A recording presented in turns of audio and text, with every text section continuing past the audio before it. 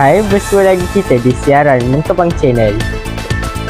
Saya, Muhammad Adam Qayyum bin Muhammad Firdaus akan menemani anda dalam episod kali ini. Pada episod kali ini, Mengkembang Channel ingin membuat liputan tentang Majlis Apresiasi Pelajar SMK Mengkembang bagi sesi 2024-2025. Untuk meninjau perjalanan majlis, kita bersama wartawan lokasi Puteri Nur Syazah Balkis. Silakan Syazah.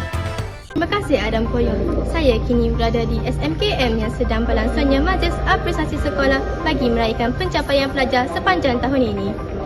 Majlis penuh gemilang ini turut dihadiri oleh Encik Razali bin Majid, Timbalan Pegawai Pendidikan Daerah Kuala Krai yang memberikan penghargaan kepada individu yang telah menunjukkan pencapaian dalam akademik.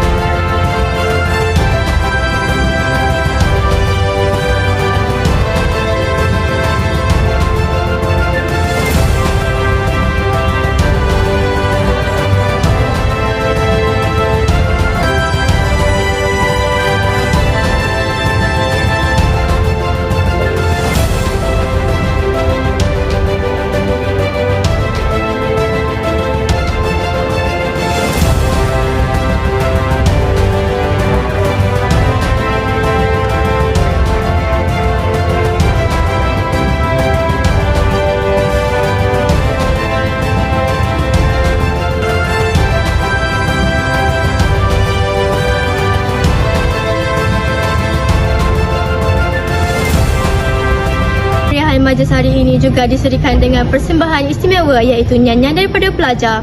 Para hadirin yang ditemui juga meraikan rasa bangga dan gembira untuk majlis yang diraikan hari ini.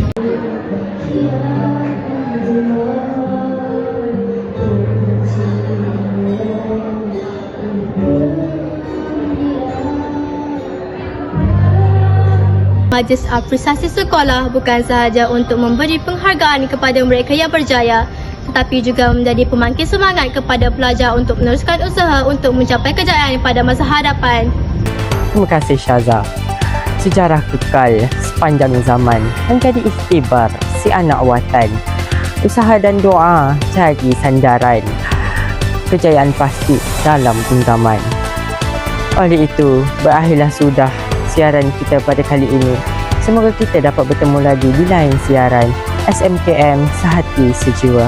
Bye.